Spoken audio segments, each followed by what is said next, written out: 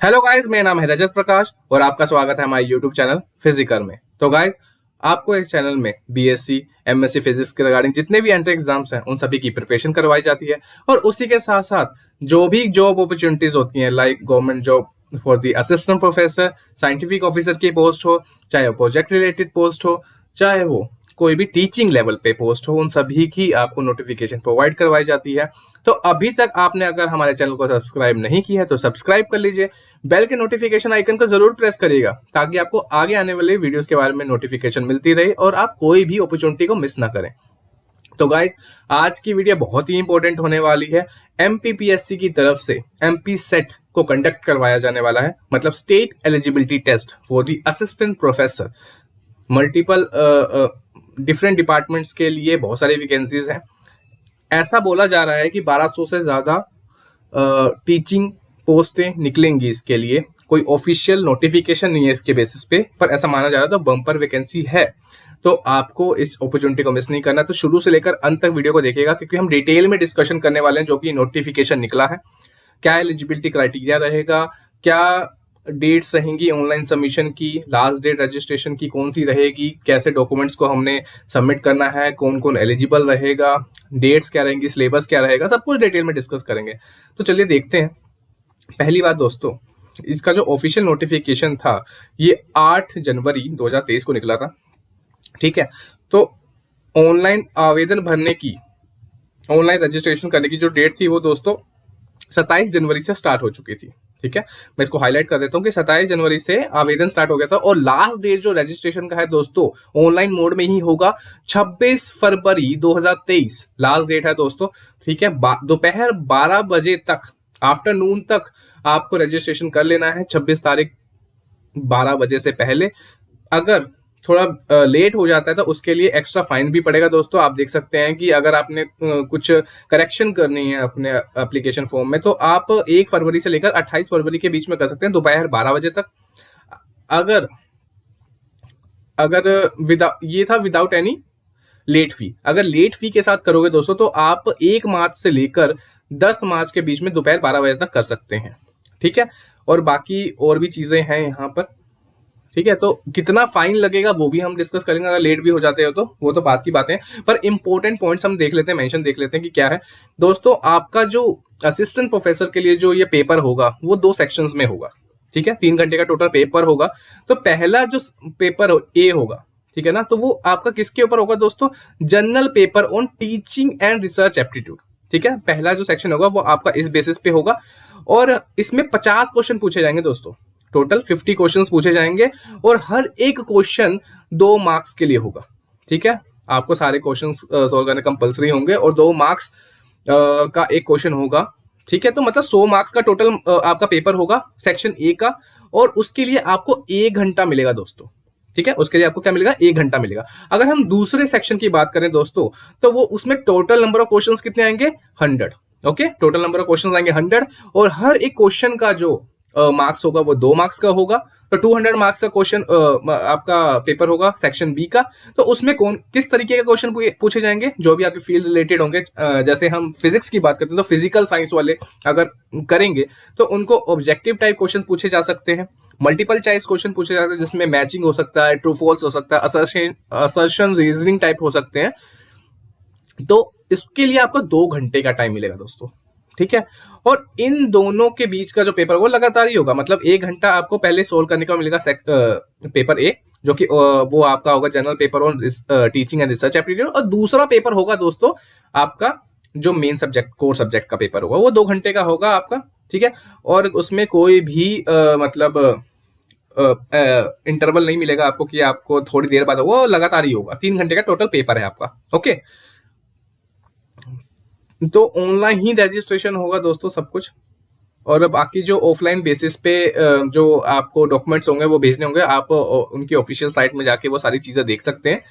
ठीक है, सबसे इंपॉर्टेंट बात यहाँ पर ये है दोस्तों कि अगर मान लो किसी ने पहले एमपी सेट का पेपर दिया है जो कि 2017 या 18 के बीच वाला हो, ठीक है, और उनको मिल चुका है सर्टिफिकेशन कि उन्होंने क्लियर कर लिया है, तो वो आवेदन ना करें, वो एप्लीकेशन ना दे, रजिस्ट्रेशन ना करें, उनको नहीं अलाउ किया जाएगा इस बार के लिए। ठीक है, और वो भी जो जिन्होंने 2022 से पहले net, UGC net, CSR net या एमपी सेट को क्लियर किया है 2022 से पहले, तो वो भी एलिजिबल नहीं है इस फॉर्म के लिए। तो उन लोगों के लिए जिन्होंने नेट ही क्लियर नहीं किया है, ठीक है, कई बच्चे ऐसे होते हैं कि जो एलिजिबल ही खाली हो पाते हैं जिनका नेट क्लियर होता है, पर वो ये पेपर उनके लिए बहुत इंपॉर्टेंट है जिन्होंने नेट भी नहीं क्लियर किया है। तो उनके लिए एक गोल्डन अपॉर्चुनिटी है, आप इसको मिस मत करिएगा, ठीक है।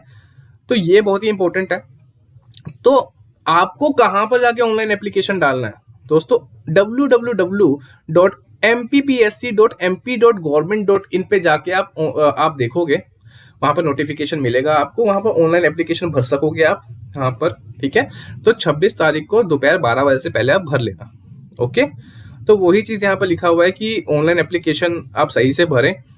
तो अगर कोई भी करना होगा, आपको करेक्शन करना हो, तो 50 रुपीज आपको लगेगा उसके लिए एज अ पेनल्टी, ठीक है ना। तो ध्यान से आपको भरना है उन चीजों को। अगर उन्होंने बोला है कि अगर एक उसके बाद भी अगर आपने विलंब, मतलब आपने देर कर दिया, तो 1 मार्च से लेकर 10 मार्च के बीच में भी दोपहर 12 बजे से पहले पहले अगर आप 3,000 रुपये दे के भी आप वो चीज़ों को सही कर सकते हो, फिर से फॉर्म फिलअप कर सकते हो, ठीक है, ये भी है। अगर और भी लेट होता है दोस्तों तो रकम बढ़ती जाएगी, 25,000 रुपये देने पड़ जाएंगे। उसका डेट क्या है दोस्तों? 15 मार्च से लेकर 21 मार्च के बीच में अगर आप करेक्शन करते हो या फिर से फॉर्म फिलअप करते हो तो 25,000 रुपये देने पड़ेंगे। तो इन चीज़ों से बचने के लिए आप 26 तारीख से पहले पहले भर देंगे तो आप सही तरीके से सब कुछ कर पाएंगे, ओके। तो ये सारी चीज़ें हैं कि डॉक्यूमेंट्स वगैरह जो भी मांगे जाएंगे, आप उस टाइम पे आप डिटेल में सारी नोटिफिकेशन को पढ़ेगा, आप उसको प्रोवाइड करवाइएगा ताकि आप वहां पर जाके दिक्कत ना सामना करना पड़े आपको कोई भी, ठीक है। तो अगर हम रजिस्ट्रेशन फीस की बात करें दोस्तों, तो रजिस्ट्रेशन फीस जो है जनरल कैटेगरी के लिए वो 500 रुपीज है, ठीक है। और जो रिजर्व कैटेगरी है, चाहे वो ओबीसी हो, SC ST है, तो उसके लिए 250 रुपीज है, ओके। तो आरक्षण भी किसको मिलेगा? जो एमपी वाले होंगे, मध्य प्रदेश के लोग होंगे, जो निवासी होंगे, उनको आरक्षण मिलेगा। अगर दूसरे स्टेट से कोई अप्लाई करेगा तो वो जनरल कैटेगरी में ही अप्लाई करेगा, तो उसको 500 रुपीज ही देने पड़ेंगे, चाहे वो SC हो, ST हो, ओबीसी हो, कुछ भी हो, या EWS भी क्यों ना हो, ओके। तो इस बात का आप ध्यान रखना, ये चीज यहाँ पर मेंशन की रखी है। तो 36 सब्जेक्ट्स के लिए दोस्तों वैकेंसीज निकली हैं, ठीक है। तो आप देख सकते हैं जो पेपर है इसका वो 4 जून 2023 को आयोजित किया जाएगा, ठीक है। तो 4 जून को आपको पहले से डेट भी बता दी गई है, ठीक है। लास्ट डेट जो रजिस्ट्रेशन का है वो 26 तारीख है फरवरी, और जो इसका एग्जाम होगा ऑफलाइन मोड में, आप जो भी सेंटर भरोगे वहां पर, तो 4 जून 2023 को इसका है। यहाँ पर आप www.mppsc.mp.government.in पे भी जाके इसकी सारी इंफॉर्मेशन ले सकते हो, ठीक है। ऑनलाइन रजिस्ट्रेशन करोगे, ईमेल एड्रेस, जो भी आपका मोबाइल नंबर, सारा आप सही से रखना ताकि आपको टाइम टू टाइम नोटिफिकेशन मिलती रहे, ठीक है। तो ये सारी चीजों को आपको ध्यान में रखना है दोस्तों, ठीक है। जो अगर एमपी वाले लोग हैं, अगर वो EWS में है, तो उनको 5% का आरक्षण मिलेगा। उन्हीं सभी लोगों को मिलेगा जो खाली एमपी से रिलेटेड है, ठीक है। अन्य लोगों को नहीं मिलेगा आरक्षण उनके बेसिस पे, ओके। तो जो ये सारी चीजें हैं हम देख लेते हैं कि कौन कौन से हमारे इंपॉर्टेंट पॉइंट्स हैं यहाँ पर, ठीक है। तो अगर हम मिनिमम एलिजिबिलिटी क्राइटेरिया की बात करें दोस्तों, तो आपका वही MSc होना चाहिए अपने पर्टिकुलर सब्जेक्ट में, प्लस 55% मार्क्स तो मिनिमम होने ही चाहिए। अगर आपका EWS है तो 5% रिलैक्सेशन मिलेगा, तो 50% आपका मिनिमम होना चाहिए। बाकी depends upon the other reservation category, like SC ST की बात करें तो उसमें 10% का मिल जाता है, तो उस चीज का आपको ध्यान रखना है। अगर कोई PhD होल्डर है जिसने अपनी मास्टर्स 19 सितंबर 1991 वहां उससे उस तक की है, तो उसको 5% का रिलैक्सेशन मिलेगा, ठीक है। तो मतलब फॉर्म 55 to 50 हो जाएगा अगर वो सेट के लिए एलिजिबल है तो, ठीक है ना। 55% तो मिनिमम है, पर अगर उसने अपनी PhD 1991 19 सितंबर से पहले कर रखी है, ठीक है, MSc सॉरी, तो वो सेट में 5% के रिलैक्सेशन का हकदार होगा, ओके। तो किसी सर्टिफाइड यूनिवर्सिटी उससे उसको MSc की डिग्री मिली होनी चाहिए, ये एक क्राइटेरिया भी है जो बेसिकली होता भी है, ओके। तो ये सारी नोटिफिकेशन आप ध्यान से देख लेगा दोस्तों। मेन तो हम हाईलाइटेड पॉइंट्स को ही देखेंगे। पहले से डिस्कस कर चुके हैं कि पहला पेपर 100 मार्क्स का होगा, दूसरा 200 मार्क्स का होगा। उसमें पहले में 50 क्वेश्चन होंगे, दूसरे वाले में 100 क्वेश्चन होंगे। पहला 1 घंटे का होगा, दूसरा 2 घंटे का होगा। ठीक है, तो ये सारी चीजें आपको पता होनी चाहिए। और इसमें कोई नेगेटिव मार्किंग नहीं है दोस्तों, तो सारे क्वेश्चंस को अटेम्प्ट करना, ये नहीं कि बस नहीं हो पा रहा तो छोड़ दो, करना, ताकि आपका जो ज्यादा से ज्यादा चांस बन सके। ओके, देखिए कि जो परीक्षा परिणाम की घोषणा, सेट 2022 का परीक्षा परिणाम मध्य प्रदेश शासन की आरक्षण नीति के अनुसार विश्वविद्यालय आयोग नई दिल्ली के नवीन दोनों 6% को ही रूप से निर्धारित की जाएगी। मतलब जो टॉप 6% वाले होंगे उसमें जो सिलेक्ट होंगे उन्हीं को असिस्टेंट प्रोफेसर की वैकेंसी के लिए प्रेफरेंस दी जाएगी। तो आपको ज्यादा जरूरी यही है कि आप ज्यादा से ज्यादा नंबर लें, ताकि आप टॉप 6% में आ सके, तभी आपका शॉर्टलिस्ट हो पाओगे आप। ठीक है, इसमें क्या लिखा है, पहले स्टेज में क्या दोस्तों जरूरी है कि सर्वप्रथम समस्त विषयों के दोनों प्रश्न पत्रों में सम्मिलित अभ्यर्थियों को 6% से अहत स्लॉट के रूप में निर्धारित की जाएगी। द्वितीय चरण में भी 6% के प्राप्त कुल अंक स्लॉट को किया जाएगा। ठीक है, तो उसी बेसिस पे उनको शॉर्टलिस्टेड किया जाएगा। कम से कम दोस्तों अगर आप मतलब 40% तो आपको अचीव करना ही है। टोटल अगर जितना भी आएगा मार्क्स, उसका मिनिमम आपको इतना चाहिए। Depend upon the merit list, वो वेरी भी हो सकता है। अगर आप कैटेगरी वाइज में है तो 35% मिनिमम आपको स्कोर करना ही पड़ेगा टोटल को मिला के। ठीक है, तो ये मिनिमम क्राइटेरिया है ताकि आप शॉर्टलिस्ट हो पाओ उन चीजों में। ठीक है, टॉप 6% को उसमें लेते हैं तो बहुत ही कम चांसेस होते हैं, पर स्टिल अगर आप बहुत अच्छा परफॉर्म करेंगे तो आपको उसमें चांस है कि आप सेलेक्ट हो सकते हैं। ठीक है, तो ये सारी अन्य मिसलेनियस इंफॉर्मेशन है जो कि आप डिटेल में पढ़ सकते हैं। यही चीज लिखी हुई है, हम पहले भी रजिस्ट्रेशन फीस के बारे में पढ़ चुके हैं। 500 है जनरल के लिए, और आवेदन लेट होता तो 50 पर करेक्शन के लिए, और 3000 अगर आप 1 मार्च से लेकर 15 के बीच 10 के बीच में भरते हैं, और उतना ही पेनल्टी बढ़ता जाएगा जितना आप लेट करते जाएंगे। तो जल्द ही अपने टाइम पे भरें ताकि आपको पेनल्टी ना फेस करनी पड़े। ये ऑफलाइन जो भी मोड में जो आपको एग्जाम देना है, तो ये आपके 12 हैं सिटीज जहां पर आप भर सकते हैं। इंदौर, भोपाल, ग्वालियर, जबलपुर, रीवा, सतना, सागर, उज्जैन और नर्मदापुरम, शहडोल, खरगोन और रतलाम। तो यहाँ पर ही आपको भरना पड़ेगा। तो लिखा हुआ जिन शहरों में 100 से कम एप्लीकेंट्स के आएंगे फॉर्म्स आएंगे, उन शहरों को केंद्र नहीं बनाया जाएगा। ठीक है, तो वो डिपेंड करता है कि किसको क्या आएगा, तो आप उसके अकॉर्डिंग आप चूज कर सकते हैं अपनी कन्वीनियंट के अकॉर्डिंग। तो ये सारी चीजें थी दोस्तों। तो मेन चीज आप देख सकते हैं कौन कौन से सब्जेक्ट्स हैं जिसके लिए वैकेंसी लिखी है, ये देख लीजिए।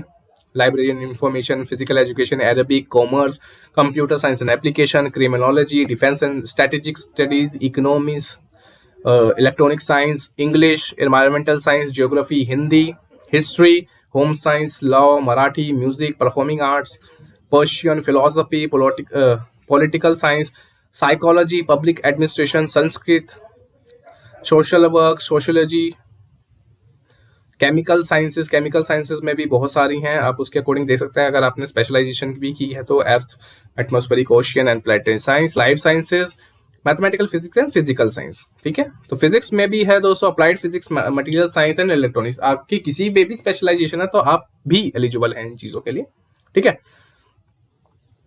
तो ये सारी चीजें आपका कम से कम आपकी ये होनी ही चाहिए दोस्तों। ठीक है ना, मास्टर ऑफ साइंस अगर आपकी एमएससी है, आपने कहीं पर पर्टिकुलर अपने फील्ड के अकॉर्डिंग आपकी मास्टर्स डिग्री इसमें फील्ड में होनी चाहिए। ओके, तो बाकी सारी चीजें सेम ही हैं दोस्तों। ठीक है, हमने ऊपर डिटेल में डिस्कस कर लिया, वही सारी चीजें रिपीटेड हैं यहाँ पर।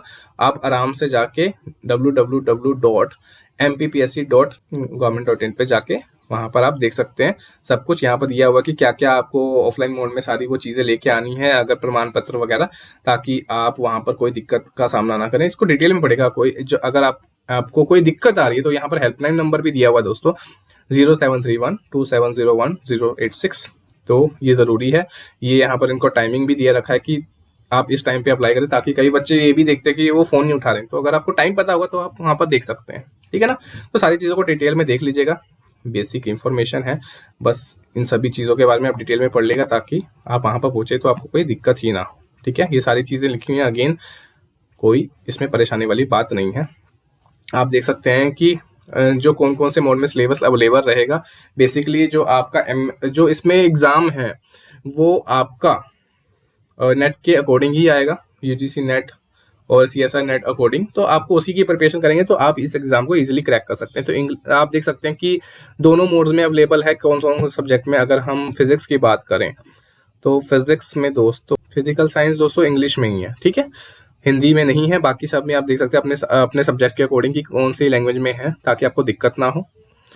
और ये आपको भरना पड़ेगा घोषणा पत्र अगर आप फिजिकल हैंडीकैप में कैटेगरी में आते हैं, ताकि आपको कोई दिक्कत ना हो। ये दस्तावेज वगैरह हैं, अगर आपको जमा करवाने पड़ेंगे, अगर आप देने के लिए आते हैं वहां पर, तो आप ये देख लीजिएगा, ठीक है। और यहाँ पर इस चीज को भी देख लेगा कि आप जब देने जा रहे हैं तो इस चीज के साइन करके आप लेके जाना। तो डिटेल में इस नोटिफिकेशन को पढ़ लेगा दोस्तों। तो हमने देखा कि ये बहुत ही इंपॉर्टेंट है, आप इस अपॉर्चुनिटी को मिस नहीं करेगा। आई होप आपने सभी चीजों को ध्यान से देखा होगा कि कैसे कैसे कौन सी रजिस्ट्रेशन डेट है, क्या एग्जाम पैटर्न है, कब आपका एग्जाम होने वाला है, कौन कौन से सब्जेक्ट्स हैं, ठीक है। तो अगर आपको ये वीडियो इंफॉर्मेटिव लगी है गाइस तो प्लीज लाइक जरूर करेगा, शेयर करेगा अपने दोस्तों के साथ, ताकि वो भी इस अपॉर्चुनिटी को मिस ना करें। और सब्सक्राइब जरूर करेगा ताकि आप आगे भी ऐसी वीडियोस को देख सकें। तो मिलते हैं आपको किसी और वीडियो में। Till then good bye.